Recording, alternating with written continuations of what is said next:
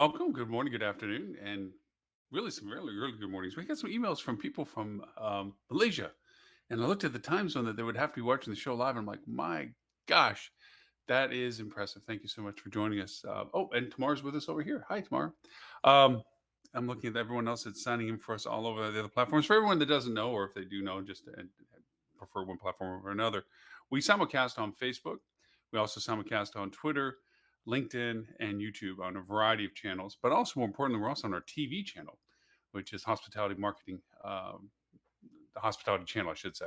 And that is on Roku, Google Android, also Apple TV, Roku, Google, Apple. What am I missing? I'm missing one of them. Amazon. We're on all of those, plus also on your apps. So it's an app. The Hospitality Channel is an app, and you can go and download it on your iOS or Android. So if you always never want to catch or miss catching us talking on Fridays, 11:30 a.m. Eastern, you can go on any of the other platforms and catch up with us. But anyway, needless to say, today's conversation, topically driven, is about crypto. There's times in life where you look at things that happen, you say, wow, I remember when that happened, or that was the pivot point, or that was the time that it went from this to this. You often hear people talking about, man, if I knew what Apple was going to do, I would have bought way more stock than I did back in the 90s. I'm one of those. Great that I have the stock. Certainly didn't buy enough to change my world, but nice to know that I was smart enough to have bought it. That's about all it boils down to. Where I think we're at that kind of a tipping point for crypto. Our topic today is that in this week's news, did crypto just get validated? Cryptocurrency, let me be more specific. Cryptocurrency. Um, we're all hearing about it. I mean, it's not that it's not an unknown entity to it. And sorry, I'm drinking coffee while we're talking. The bane of being the only one talking at times is the fact that we have to drink coffee. You can't get chalk all the time. This we've all heard about cryptocurrency. We've heard a variety of cryptocurrencies. A lot of it is a lot of misunderstood or not understood programs. Pretty much, we're familiar with the first and the original cryptocurrency that was developed called Bitcoin. And then maybe if you've spent a little bit more time with it, you might know some of the other larger ones like Ethereum and ones like that. There are more, and I will be self-admittedly, I'm not all over the board with all of them either. I try to keep up with what's going on with it for a variety of reasons, which we'll talk a little bit about today. But the concept of cryptocurrency, it gets muddled a lot of times with blockchain technology because it's based on the platform of blockchain. So, in the news this week, we've had a couple instances where crypto has now been brought into the mainstream. And because of that, we have to take a serious look at the legitimacy of cryptocurrency engagement, whether we incorporated that into our hospitality businesses, how soon that might be. I'm really kind of waiting for another shoe to drop where a large brand will acknowledge the usage of cryptocurrency. I don't see that happening this week or even next week. I do happen to think that it's going to happen in the coming weeks. I think there will be just because it's business driven in the sense that FOMO for business. We don't want to miss an opportunity of revenue by not embracing something we're unfamiliar with. It's the driving force of why new technologies get rolled in. It's not so much of an improvement over what it's replacing, and as much as it's a value proposition for more business.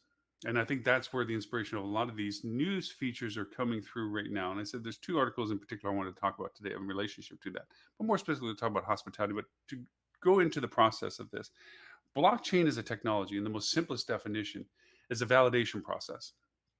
What this means is that everybody that is connected to the network for this, the blockchain network, which is all these people that have servers that are mining for crypto coin, which is their means of making money and so forth, they validate what is called ledgers. Each computer keeps a bit of information about everything in some capacity and form. That's why there's so many computers that are necessary to run this. And in so doing, if nobody actually runs it, it's not like the federal government runs it for the United States or a country runs it for. This is an anonymized system that gets turned on but not controlled. And literally, its participation in the system is what creates the system. People join it and expand it and validate it because they begin to contribute to the verification process of what blockchain is. Think of it as a bank and how you deal with a bank. We're not even going to talk about currency at this point. We're just going to talk about single point of truth. If I have a bank account that has $1 million in it and it's only at my local branch, If I go to another bank and that bank isn't talking to my bank and say, "Hey, I have $1 million." Well, not with us. We don't. There's nothing in our account for you. There's no verification that you are a millionaire. I said, "Well, go talk to my bank." Now, they go talk to my bank and say, "Yes, he has $1 million with us." Oh, okay. So now that's there. So they have to connect to know that I can share that. Okay, like, okay, there's my money. If you need to, I want to move some over. Then they agree. That's the network of finances that we deal with. If my bank has a computer failure and it's the only source that knows I have $1 million, and in that computer failure, my bank account disappears because it is digital. It's not like a pile of cash sitting in a corner of a safe as it used to be with the gold standard. It's just an acknowledgement in their certified accounts, their validated accounts, that Lauren has this money here. If that account gets hacked or destroyed or whatever, and that's the only source of information that says I have that money, I no longer have that money. It disappears. That single source of authority is challenging. Also, if somebody were to hack into my account and steal that money, and I say, wait a minute, somebody did that, and the bank's like, no, no, it looks like it was you, and so forth. Unless another bank says, well, wait a minute, I still show the money. It looks like it was just attacking that one account. Okay, then I lose the money again as well. Blockchain addresses that by saying we all keep track of the same thing. So even if one system gets hacked and says that money isn't there anymore, all the other systems says that doesn't match my ledger. And because it didn't create a legitimate transaction that updated all the ledgers, that was a hack and it doesn't count. And that means I don't lose my money. So this mutual authentication, this blockchain, is what cryptocurrency is based on. If you think to how currency runs historically, it's out of the verification that what it represents, the currency that it represents, is backed by the government that issued it. Currency is based on government. Now, going way back, the currency was built out of the very product that was validated as value. In other words, a gold dollar had a dollar's worth of gold. So that physical, tangible coin represented value. What was quickly realized is that anybody could accumulate this and remold it, shape it, melt it down, or whatever. It still kept its same value. So the currency wasn't being validated by the item itself being created. So then it was determined that there would be representations of value backed up by the person that distributed. Think back into countries and royalties and so forth. That the king's gold, so to speak. Okay, there was some value to some of it, especially the higher end ones, to validate that it wasn't just copied or anything like that. But most of the general currency, the coins that were being used, the tender that was being used, the product of the coin itself wasn't the value as what it represented. So in Chinese culture, if this was 10 yen, then that was because the government said that issued it, that certified it, and made it that only they could make it, the minting process, that was 10 yen. And so everybody accepted that that was value, so that if I wanted to buy vegetables or a house or something, I could accumulate all my coins and come in and give them the cash to buy it. And it was represented that that cash represented the value that it indicated. 10 yen was 10 yen. Then, as different currencies began to collide, those transactions of what this currency represented in value for that currency. And you look at countries back in the day like Venezuela and so forth that when they had inflation, it took more of that currency to buy the same product. Something that cost 100 pesos now costs 10,000 pesos because the value represented by that government changed. 100 pesos didn't represent the value of what 100 pesos were. It really was not as valuable. Inflation hit, the value of that currency depreciated. And so it took more of that currency to buy the same product. The prices kept going. We're witnessing that now in our economy right now with inflation. Inflation is the value of the currency is less. And that comes from the fact of the verification validation of the currency being generated. For the longest time, up until the early part of the 19th century, we were on what was called a gold standard. And that was we could not create, and this is the US I'm speaking of, we could not create more money than we had gold to back it up. And all the countries were working like that. And that's where you have these depositories where each country had their pile of gold, so to speak. And as currencies were exchanged in the sense of value propositions, amounts of gold to balance out who had how much gold that balanced banked that backed their currency was shifted and moved between these vaults, physically moved between the vaults so that their value was in their their vault to verify their income, their currency. Well, that was a limiting factor because you can never go more than what gold could be for. So any place that you were mining gold turned into a high proposition, so forth and so on. So it was decided that we would stop backing our currency with gold. It would be banked by the certification verification of our government to say if we say it's $100 bill, it's $100 bill. We back it as being $100 bill. The authority of the government. Now this happened after World War II or from World War II that the United States was the most stable economy in the world at the time. So their currency was used as the standard for everybody else's currency measurement. The US dollar was the international gold standard of currency value. A dollar. So if you were rubles in Russia, one year it could be 10 rubles per dollar and the next year it could be 50 rubles per dollar. But the dollar was the constant. That was the point of truth for those familiar with that term. Well, in that process, currency is totally based on the faith of the users. I could have a pile of Canadian money, but if that money is not represented as valuable by the Canadian government, I have a pile of paper or a pile of coins that aren't worth what it says is on the face of them. So money is a matter of perception, and this is the basis of what crypto is kind of looking towards. Crypto's value is based on the faith of those that are using it. If To give you a fun example, back to my college days, I had a friend. We all had a friend. We're all friends. I had a friend. I'll call him Bob because I don't want to use his real name just in case he's.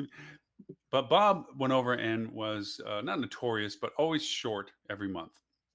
And so he would borrow money from all of us, and he'd give us an IOU. We used to call him Bob dollars.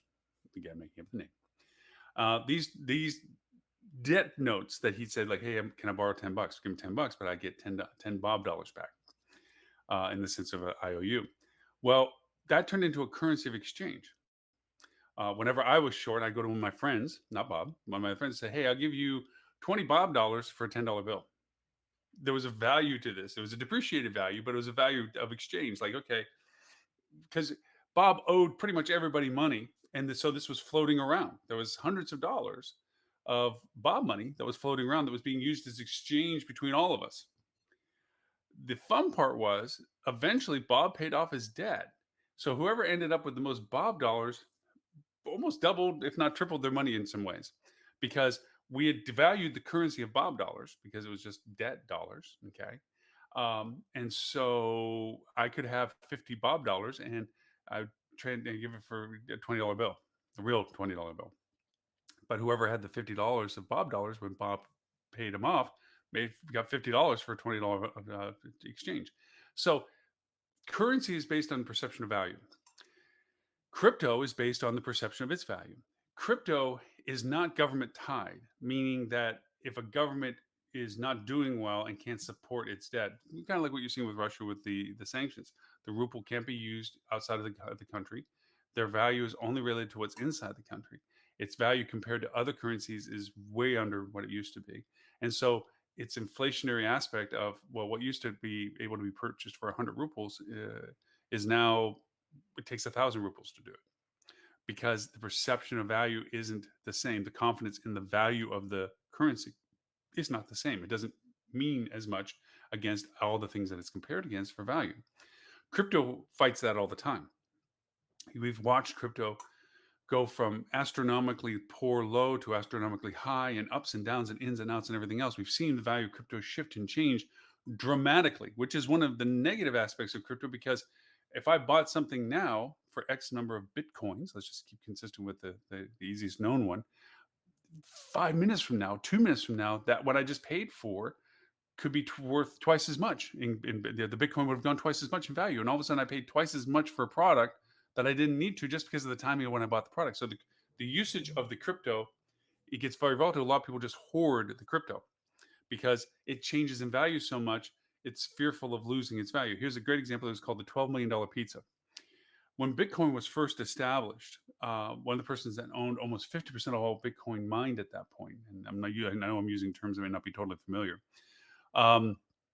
He went over, and this is the first transaction with Bitcoin per se. He reached out to a friend who was also into Bitcoin and said, "Look, I'll give you X number of Bitcoins if you will go over and take your debit card and take out money and buy me a couple of pizzas or pizza. And so translate that to current value of the Bitcoins. What he took out and gave over his Bitcoin to this person to do the transaction with it, the person used real money to buy the pizza and give it to him, is worth $12 million now. So it's called the $12 million pizza because back then the value of Bitcoin was so fractional compared to what it is now that the amount of Bitcoins that he used would represent $12 million in current value. So because of that, there's been a stopgap with crypto. Now, we've seen a lot of things in the news this past couple of weeks. Miami wants to be the crypto center, wants to be the crypto hub of all crypto things. It did. He made a little Miami crypto bowl to make it show that they're building a new Wall Street, so to speak, for cryptocurrency. There are hundreds of cryptocurrencies out there, all of them vying for different things. Because here's a fun way of looking at this. So we have a rewards program with some of our clients, and you get points. Now, those points are only usable at our hotel or our resort, but they have value with us. Outside of us, they don't. Okay. So it's kind of like our own baby crypto, if you want to just think of it in certain ways, in the sense of perceived value. If I say for 200 of our points, you can get a dinner, you look at it as like, well, I got these points from spending money with you, blah, blah, blah, so forth and so on. So really it's kind of quote free. I was already doing the stuff I was doing and you rewarded me for doing that. And I built up these points and now I can cash these points in and get something for it. That in a microcosm is very similar to what cryptocurrency is like from a base level. It's just a perceived value that can be translated over. That's why you see so many types of cryptocurrencies because some cryptocurrencies are very specific to what they can be used for. And a lot of it is based upon who's using it and what it's being used for. Everybody has the hope that they find the next Apple or Google, that they back the right horse and that horse becomes the dominant racer out of all of this. As cryptos come up, they all tweak what they have as valuable, usable, and exchange value. A lot of it comes from we've watched fun commercials with Tom Brady, being a Bucks fan, where they were joking about him trading and so forth. And what it was about crypto because he was backing a certain crypto. Authenticating a cryptocurrency with a known person like that validates the value of the cryptocurrency from the perception of its usability. Here's the stopgap. If I walked into any of the stores right now, okay, and said, I'd like to buy that, but I use crypto, no, doesn't work. They look at recognized currency. It's like me coming in with monopoly money. Hey, millions of people own monopoly money, but it isn't tangibly valuable because it's not used. It's not acknowledged to be used for that value proposition because I can keep reprinting it. Hence, counterfeit. Bitcoins can't be counterfeited because going back to that blockchain technology, it's validated. If somebody tries to change something like, oh, it says $100 in this account, but it's really 100 million. People go, they don't. That's only one account out of everybody else's that says that. That's wrong. That's been corrupted. That's not true. It's still just $100. Okay, that's the value of blockchain. So you can't create Confederate money from this. Um, that's one value proposition. The other is that it's not tied to a government's performance, meaning as Russia goes up and down in its political anyway, um, the value of the ruble goes up and down with it. Venezuela had it. There's inflation everywhere and anywhere. We're dealing with inflationary times right now. It's not tied to those in the sense that it doesn't have that volatility due to government instability, which is the only verifying factor of currency. I mean, in all truth, all these things that we've had in these past couple of years of support and SBA loans and everything else that's been going out, PPP loans and so forth, is generated currency. It's that, hey, I'll believe it if you believe it, and every country else is like, I'll believe yours if you believe mine. Everybody's just printing money in a way, and I'm being very simplistic when I say that. There's verification, validation, and so forth. And so on. I'm being very simplistic when I say that, but we're literally producing the currency that we're saying we're going to use as long as everybody believes the same perception that it's valued at the same way. So when we generated more currency, Germany generated more currency, the Netherlands generated more currency because everybody said, I'll believe yours if you believe mine, you believe mine, you believe yours. Okay, as long as we all believe it, that way the currency can get used. That's government. Crypto is based on the people that own it, the faith of having it, and the value of its use. And that I keep getting back to that wall of use. It has been in the news for a while. El Salvador was the first country to change their national currency, okay, to Bitcoin, or cryptocurrency in general, but Bitcoin in particular. And they just did a news article on it this week. One of the reasons why we're having this conversation today, where 9 out of the 10 places that the reporter went to in El Salvador did not take Bitcoin.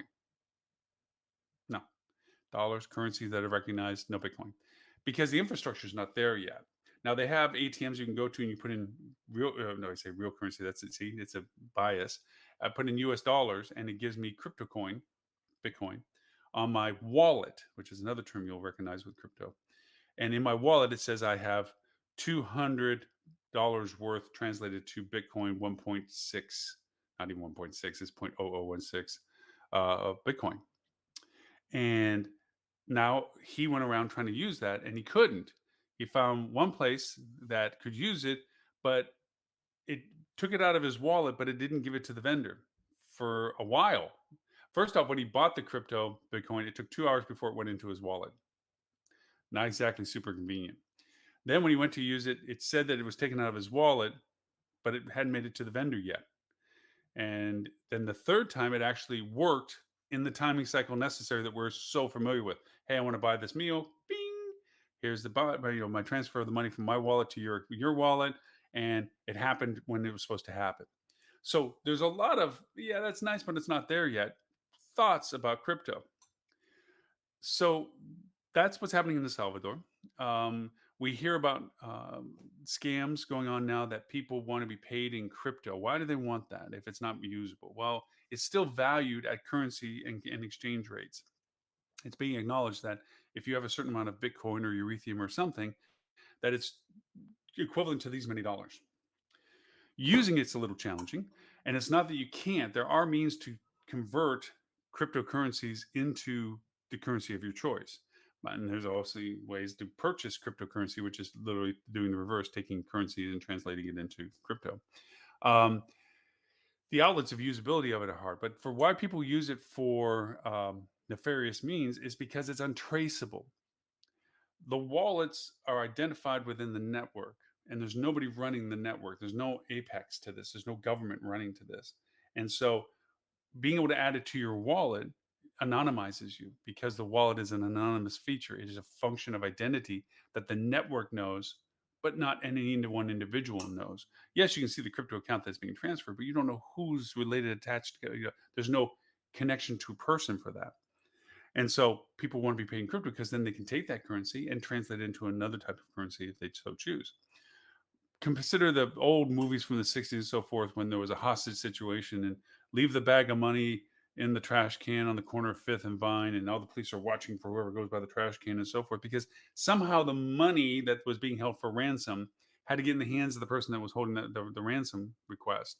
And, they put blue bomb bags and stuff, and people robbing banks because they can grab the currency and leave and so forth. Because once you have the currency, other than the serial numbers and so forth, which is another way of tracing theft and all this other stuff, cryptocurrency doesn't have those things. You can't, once it's transferred into a wallet, the identity is gone because that wallet can transfer to a variety of other wallets, and you can't track that wallet's activities because it's private. It's not a part of an individual way of tracking it down. There's no way for a government agency to go in and see the trail of where the money went to. So crypto is used nefariously for that purpose, but it's also from a security perspective. That's what people have as security as well, which means, going back to my example, say a young couple in Nicaragua, and there's a local bank. If they put their money at the local bank and the local bank gets burnt down and the records of their money that was at the bank gets burnt down, they've lost their money. Unfortunately, a lot of banking systems in lots of countries have no secure backup way of data that can't get hacked or abused or whatever have you by nefarious people.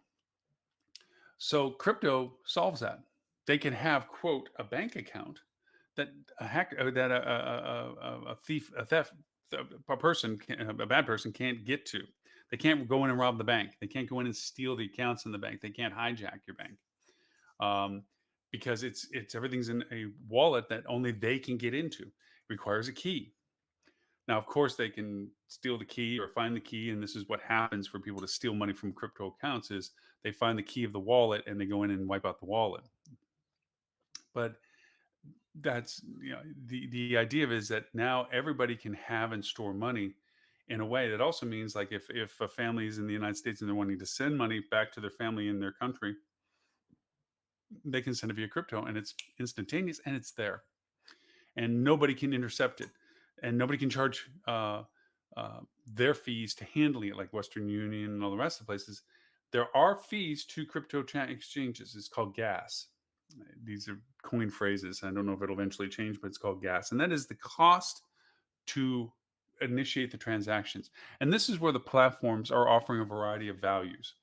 The platforms themselves have different gas prices.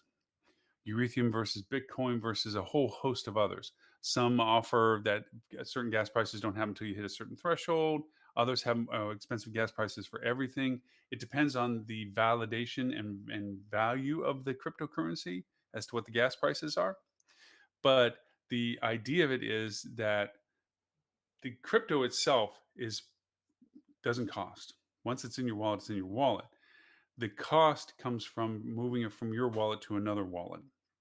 That's the gas fees, and those are going to potentially most expected to go down pretty consistently as higher usage rates go up. It's just the cost of usage. That's why it's so high, because so few people are using the transactions of it. So it costs so much. Plus, opportunistically, it's the way that people are making money off of running cryptocurrencies. So here we've been brought up to a little bit of the rough history of crypto to where it's at. Now, going to my example of hotel points, reward points, and so forth, there's a lot of cryptocurrencies that are very specific to what they're being used for. Now, we have different reward programs. Let's look at Marriott, Hilton, IHG, Hyatt, so forth. Their value proposition of their program is that you garner points no matter where you stay within their brand, and you can redeem those points anywhere within their brand. That's where they're valuable. I can't, let me say that I can't. It is not as valuable to take Marriott points and move them over to IHG. There is a means of transferring them, but the value goes way down. The value at it being staying in Marriott is much higher than trying to transfer them over to IHG. That happened a lot when Starwood got sucked up into Marriott. There was a lot of companies to be taking advantage of the, hey, we'll take your Starwood points and convert them to our points, and you get on our reward system. It was a very good, savvy marketing strategy back when that was happening to do that. But all that said, the same, Marriott points, Marriott reward points work best in Marriott reward system. So as a business traveler or any traveler, you garner enough points that reach a certain point that you can redeem them, because there's a point fee structure to redeem them at hotels within the Marriott system. Some hotels are more expensive than others because of high demand and value compared to other ones where it takes fewer points to go and redeem. That currency value is a miniature currency. Okay, compared to, because you're saying that these points are worth something, and because they're acknowledged by the redeemer, that means there's value. Just like American Express has American Express points, you can take those points and buy things, and the relationships they have with a lot of companies give you options to reward to redeem them with, which is what creates a issue for independent hotels. Do you join a larger reward system program for the benefit of exposing your product to everybody that's signed up as a user of this rewards program, saying, hey, there's a new hotel that's added to the list. So even though you get points going to the local coffee shop, you can redeem them at a stay at this new hotel. There's one option there for independent hotels. Or that they try to create their own reward system, okay, that because they want to develop a residual lifetime relationship with the guest is helpful for them. So taking the angle off of crypto for a little bit, but referring to perceived value of transactions, let's take both examples. So I have an independent hotel that is joined to a larger rewards program, meaning that people can garner points through a variety of merchants and then choose where they want to redeem those points with those same variety of merchants. So if I go to a coffee shop and a retail store and a few other things that are in part of this system in my market, and I accumulate these points, and then I see that a hotel, my hotel, is in this system and a place of where I'm interested in going, I can add value to my experience going to the hotel by reducing my actual hard currency costs by redeeming these points, this currency of points, against it. So instead of paying $200 a night, I might pay $100 a night because I'm cashing in on points. I might get a lot of free perks because I'm signed up with it, whatever. Keep in mind, none of this is free. Okay. The To participate in this program as a merchant, you have to pay to be in the program. You also have to cost yourself on the redemption that's coming your way, because these points that are accumulated by me coming to the hotel weren't done because I went to the hotel to generate these points. They were done by going to other merchants that have no balance, no effect on my bottom line, from a positive perspective, by having garnered them at the local retail and coffee shop and so forth. So I'm acknowledging the value of these points and reducing my actual currency income because I'm bringing this guest is coming because they're connected to this reward system. There's a cost to me, and that cost is absorbed by me as a merchant. Okay, I don't send a check, a bill out to a place to go over and get the redemption back. There is a redemption value. There is a dollar pool to come in, but it's a fraction of what the actual value is that I gave in return for it. So for every dollar I'm redeeming as points, I might get 10 cents back, because as I give points, I pay 10 cents a point for what I given. So say for instance you stay in my hotel and you earn 500 points. It cost me $50. I have to send a check to this membership platform, okay, to say that these points were awarded to this person. That's the pool of money that is being used to pay the person on the other end that had to redeem the points that were earned in my location. Okay. So that's how those systems work. The idea from my perspective of the merchant of the hotel is that I'm going to get more business because I'm associated with this rewards program, that there's an added value to staying with me and a value of staying with me because you earn points elsewhere. I'm opening a new audience for people to come to my hotel, and also to solicit people to stay at my hotel for the value of being part of this larger rewards program. It's kind of like using your American Express card. If you use the American Express card at my hotel, I'll double your points, meaning I'll pay for half the points you're already going to get. I have to pay American Express pennies on the dollar to give those points to the person on the promotion I had. That had been a business model with American Express for decades. And it used to be very expensive to be a part of that with them, as a matter of fact, to be the featured business for them and stuff. But that's how American Express points work as well. And American Express, to the people that are using their card, same thing. As you use, you earn. They're taking a percentage of their profit of the credit card usage, okay, fees that they charge merchants to use the card with, and applying it to a redemption system to American Express card users as a reward for their usage of the card. Nothing's free. Everybody's paying from some aspect of this. So that's the join a larger model perspective. And that's a value proposition that Marriott, IHG, and Hilton, everybody else offers. Like, when you're part of the system, you're part of that whole audience. Remember, Marriott bought Starwood not because of their hotels, but because of their rewards program. They flat out said that. The rewards program, the people that were connected to their rewards program, the database of those people was the real strong value proposition of them acquiring Starwood. So, all right, let's look at the contrast to this. I want to do my own rewards program. You see this a lot in restaurants. Um, you see a lot of frequency things like, okay, buy five, get the sixth free kind of stuff. That's a rewards program. That card that has five little hole punches in it is worth something because the next one's free. That now has value. It went from a card with holes in it to a $15 lunch because the sixth one's free. And there's a lot of digital conversions of this. There's also a lot of digital conversions for points. Every time you come in, you get points per dollar spent. There's a little local restaurant here that we go to that's a point per dollar. And at 100 points, you can cash it in for $10, which is pretty darn good. So basically, for every $100 I spend, I get $10 spendable. Well, in that world, you have a term called breakage. People have it, but they don't use it. It's kind of like gift cards. There's the term breakage for gift cards. I buy a $100 gift card. 30 to 40% of all gift cards don't get redeemed. So based on the terms and conditions that your state requires you to issue gift cards, that money just turns into the bank and turns into your money that you didn't have to reimburse for somebody's purchase. So there's always breakage to this. The idea is that it drove people in, and they didn't always take advantage of the value proposition that they earned. That breakage component is a part of that.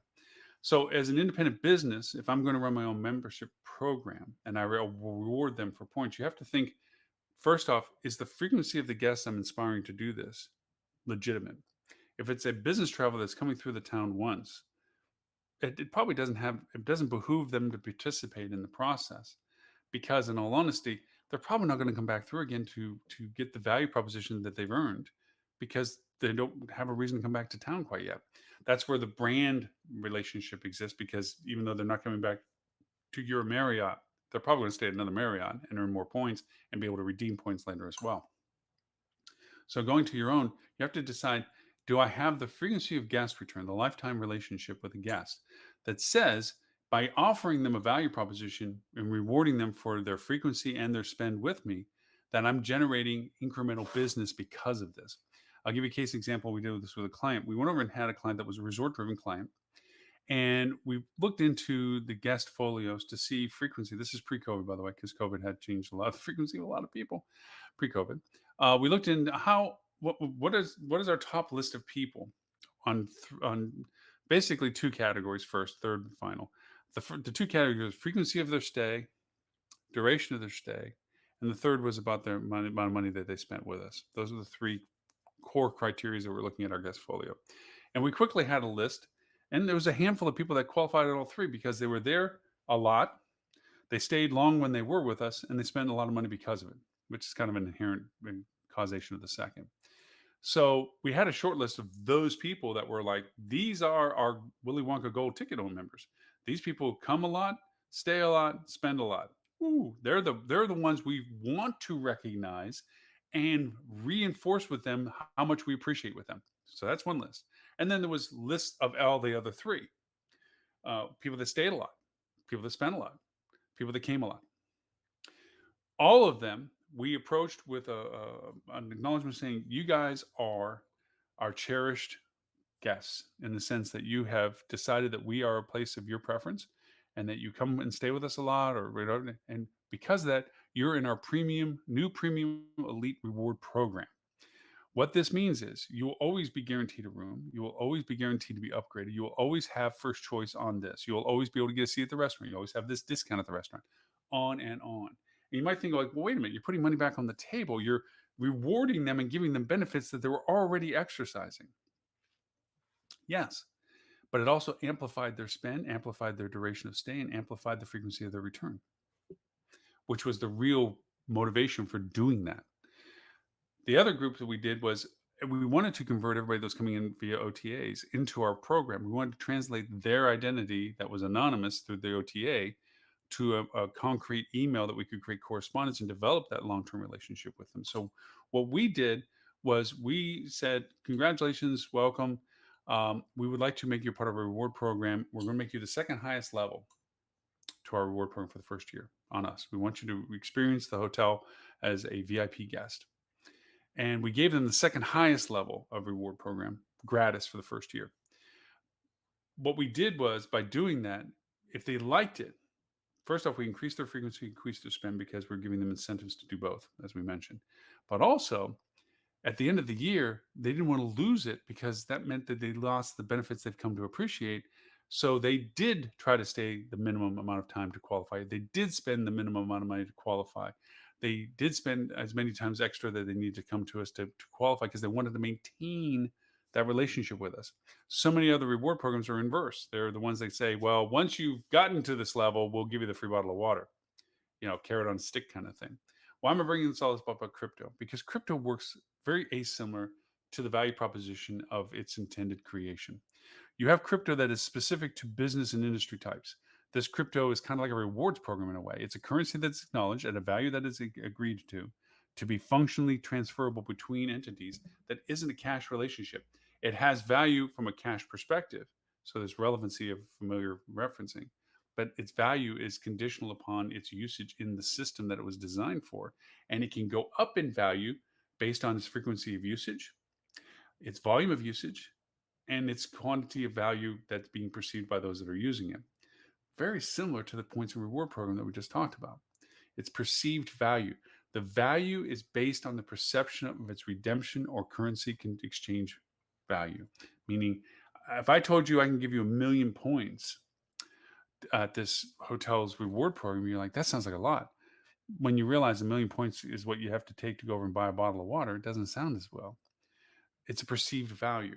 So crypto is about perceived value. That perceived value is based on its users and what it can be used for. We're back to the used for part. That brings me to why I thought this week was an interesting week of potential validation for um, crypto. I'll bring up the first one to this because it's the least impactful, but it has tangible value. And that is it was announced by the Dallas Cowboys that they sealed a partnership with cryptocurrency platform blockchain.com. What they did, and I'll read you the article in bits and pieces here. Um, while fans will not be allowed to use cryptocurrency at the AT&T Stadium, they will have the opportunity to earn exclusive fan experiences that include trips to away games and events hosted by players. At the recent owners meeting in Palm Beach, Florida, the league said it would also would allow teams to begin sponsorship deals with crypto companies. Um, this opens a door. Remember, I was talking about the legitimizing of cryptocurrency. You saw during the Super Bowl the bouncing QR code, and people bashed it and they praised it all in the same voice.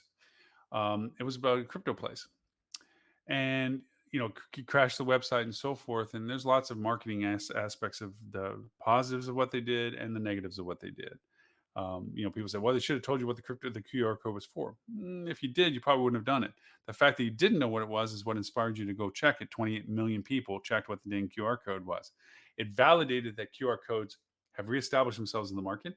It validated the fact that people will innately be curious to do such a thing, and they're aware of what it takes to go up to the TV and use their phone and look what QR code is and look where it goes to and so forth. Even if they weren't interested when they saw what it was, it validated all that. Plus, it showed them a whole mess of data from geographic perspective as to who did that, where they did that, how many people did they actually get through to that, and what was the follow-up result of that. So yes, it was a lot of money spent to do that, but it proved a lot of points to it.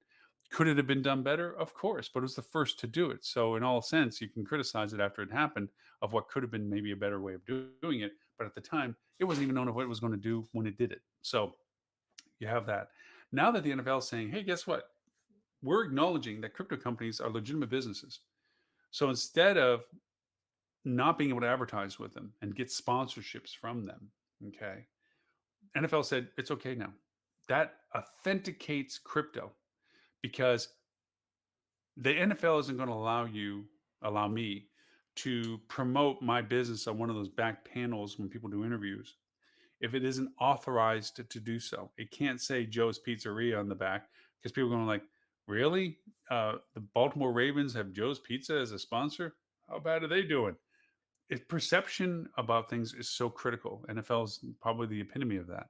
So validating that crypto businesses can now be sponsors. They can be on that little panel in the back. Goes, oh, they're by Bitcoin. They're being sponsored by Bitcoin. Ooh, that's something. That makes a difference. So that's one validation. Plus, also, Jerry Jones gets all the PR buzz that he's one of the first. If he's the first NFL team, one of the first to adopt the fact that crypto is going to be used. They're going to start using cryptocurrency for perceived value of being able to go to away games, buying them through the ticket system for Dallas Cowboys. He's banking on the fact that they buy it at a certain value. As crypto goes up in value, he benefited from them using the currency type for what they bought because the perceived value at the time of purchase is fine. The person says, "Oh, that's the same as if I spent $500 for the tickets. That's cool." But that $500 worth of crypto might end up being $750 by the time it actually, they would redeem it, and they were like, "Wow, I just spent $750 for it," which begins to create our other problem, which we're going to talk about here in just a second, and that is the ever flux change in value for currency, because we don't mind so much the exchange rate of the US dollars to something else like the British pound. If it goes from $1.85 per pound, British pound sterling, to $1.75 for us, we're using dollars, so good or bad for them.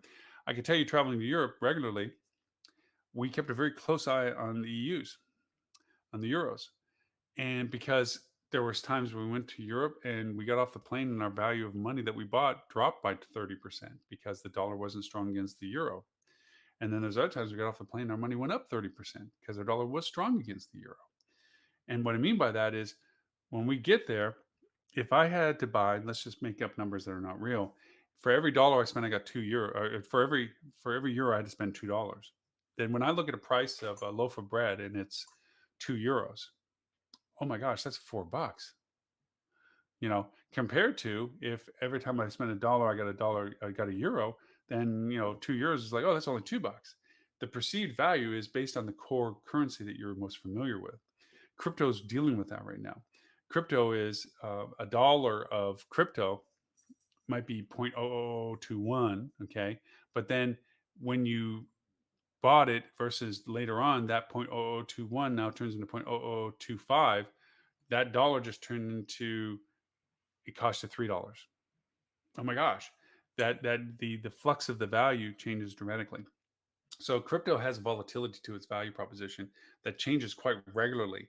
And so there's an uncertainty of if, should I use crypto right now? Because man, it's going up. So if I buy something now, it's probably going to, I mean, in the sense of conversion value, going to go up by the time I actually use the product. If I buy a car, instead of spending $50,000 for the car, I spend 5 Bitcoin for it. Each Bitcoin being $10,000, let's say. Um, then Bitcoin goes up, and now it's 75 cents of 0.75 a Bitcoin per $10,000. That card now cost me $75,000 between the time I bought it with crypto versus the time I got it delivered. The price of the car went up because of the money that I lost using the Bitcoin that I used. That perceived fluctuation in value is what's creating a hoarding of crypto. It's not being used as much as it's hopefully being done. And because of that, it's just amassing in people's accounts, and people see them and say, oh my, it's like stocks. Ooh, my stock's really up. Until you cash it, it's not real money. So even though you have $100,000 in stocks, that's the value of the stock you own. Unless you cash it in and get that $100,000, the next day when the stock market falls and that stock that was worth 100,000 the day before is only worth 50,000 now, you lost $50,000 from that. And so because of that volatility, the usage rate is not as heavy. That and the ability to actually use it isn't that high. Now that comes into our second article of discussion, and that is Mastercard launches the world's first crypto banked card called Nixio. Um, what this is doing is there's logistics issues. Now, this is tied to Bitcoin. They're going with Bitcoin first. Um, what they're doing is solving a huge hurdle in the ability to use Bitcoin. Bitcoin requires its own method of exchange from wallet to wallet. And the platforms that they're built on and platforms that provide service to cryptocurrencies control that. Um, it's in its functional form, the efficiency, the logistics of using Bitcoin is very straightforward. I open up my Bitcoin account of whoever I'm using as my wallet engagement. Where the wallet is the wallet. How you engage it is based on the platform that you're using. So, say for instance, I'm using Bitcoin and I have a vendor that uses Bitcoin for the transactions, and they charge gas. Remember the fee to this on it. What I do is I go to the vendor that I'm buying something from, and I pull up my wallet and I pull up the amount that I'm wanting to spend. I punch that in, and then pops up a QR code, and they just scan with their Bitcoin wallet software my QR code that's been created that initiates the transaction, verifies it, identifies the amount, and moves it from my wallet to their wallet, and then charges me the fee or him the fee, depending on how it works, of gas to do that.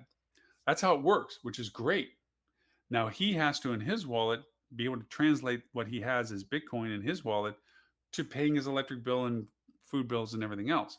That's where things begin to break down because not every system takes Bitcoin. You can't go to your local power company and say, hey, I want to play Bitcoin today.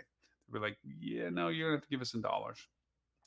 And translating it from a cryptocurrency to another currency it costs you money, costs more gas money. So one is I transferred my money to him. I paid the gas to put it in his wallet because I'm buying something. In exchange for him to go over and translate it to a currency, he has to pay gas to go over and do that as well. Right now, gas fees are pretty high, especially when compared to small transactions, which is what most currency gets used for. I'm not always buying a car. If the gas fee was the same for buying a car as it was buying a loaf of bread, likelihood is I'd probably only use that currency because of buying a car because it was worth the gas money.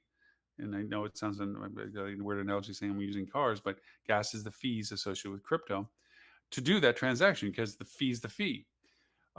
It's not scaled all the time to the volume of what you're transferring, which is a problem with Bitcoin and well, all cryptocurrency right now that has to happen to that level. But what's happened now with this new announcement from Mastercard with Nixio is it's saying here's a card that's going to act like a Mastercard. Okay, so that means all the systems in the world that handle Mastercard, which is pretty much mainstay.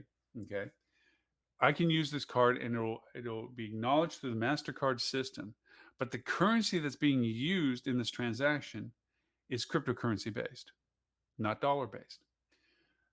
That's a huge thing because then now that means I can go over and pay my electric bill with my credit card, and it gets taken out. The currency value gets taken out of my Bitcoin account, my Bitcoin wallet.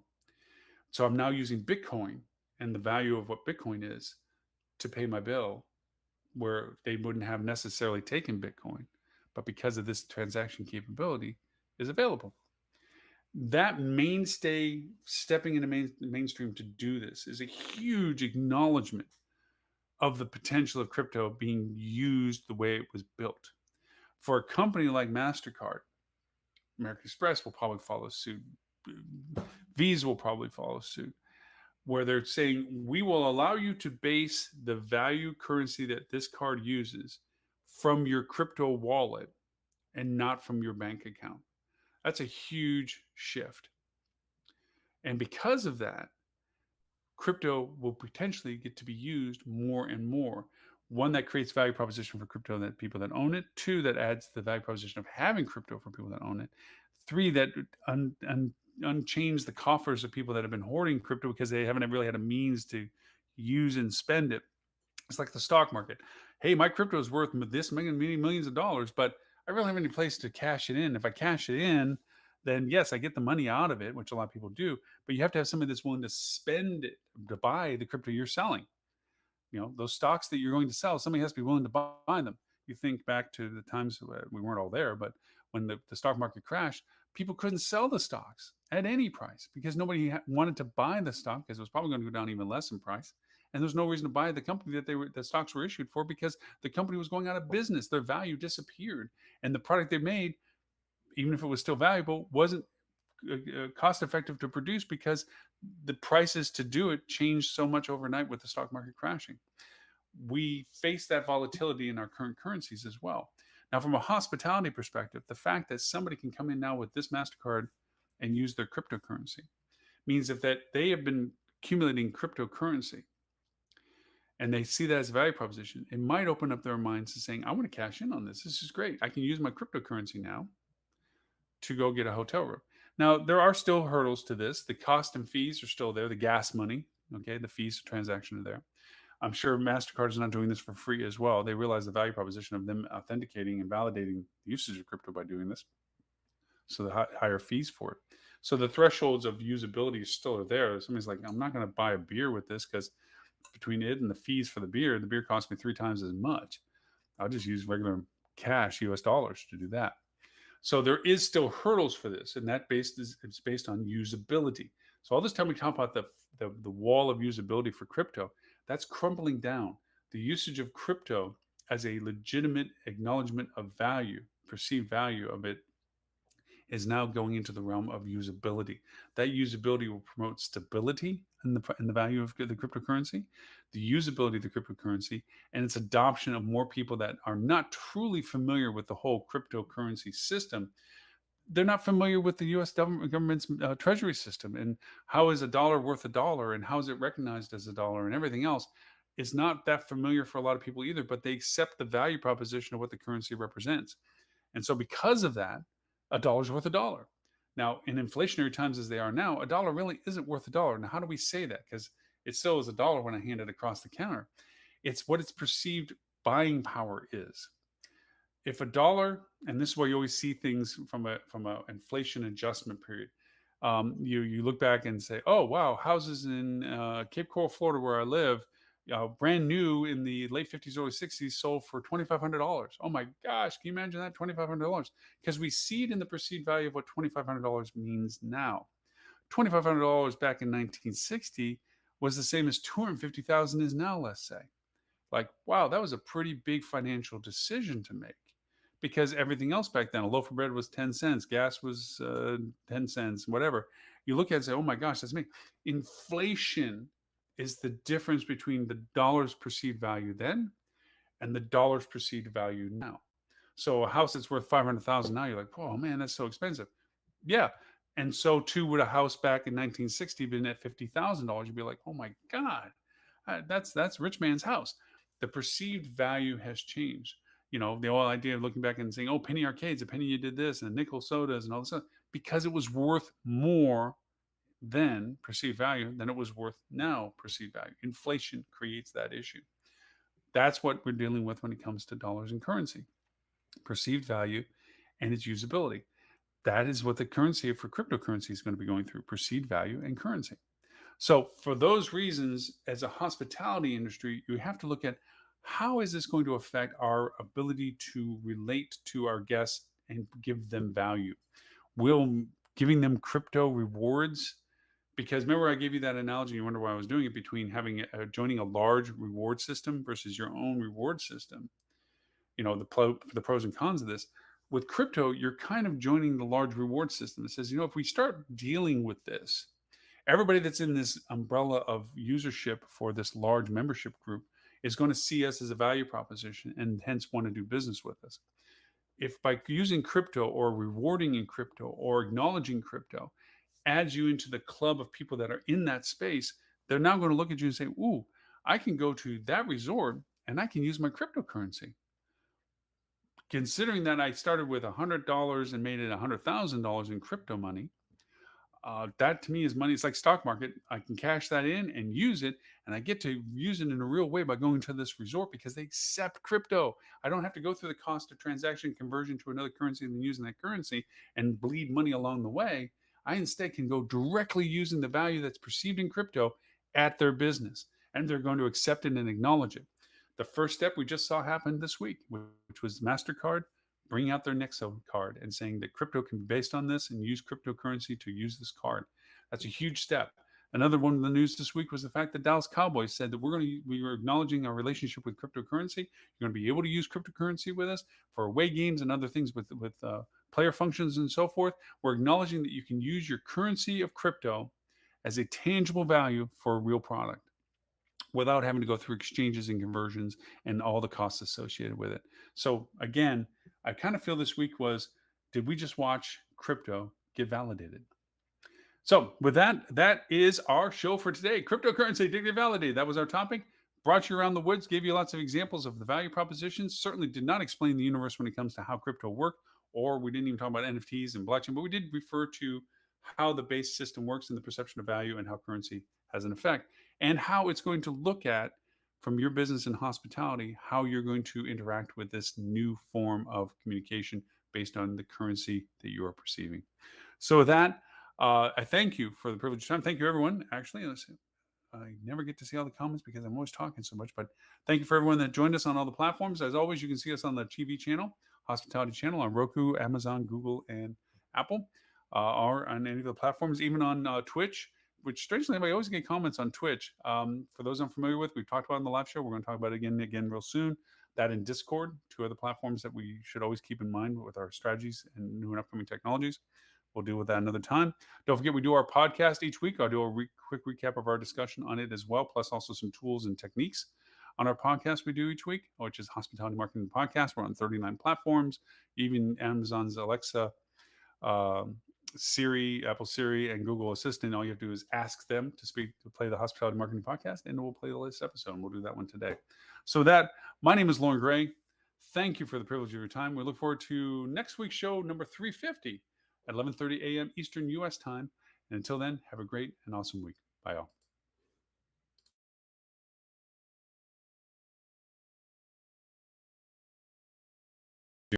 Only one can achieve the next level, or a fewer number can achieve the next level. We have this culling mentality as to rising to the top. It's an actual organizational chart perspective. You know what I mean? And yet we all know teams work best when it's a shared